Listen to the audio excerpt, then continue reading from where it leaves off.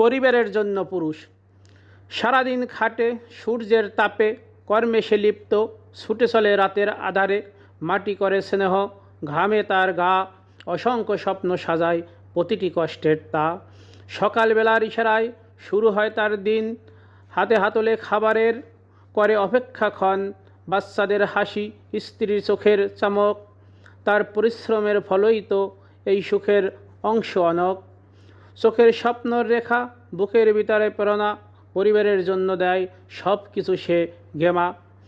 শান্তিতে দেখতে চায় প্রিয়জনের হাসি, এতদূর পথে সে চলে নিঃশব্দে অনাহারি।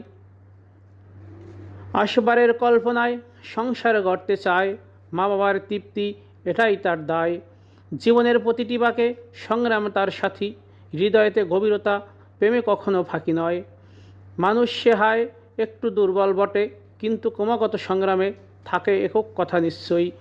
পরিবারের সুখের জন্য পুরুষ সপ্তপদে দাঁড়িয়ে, বন্ধন এই ভালোবাসা কখনো ভাঙবে না সে বিস্ময়।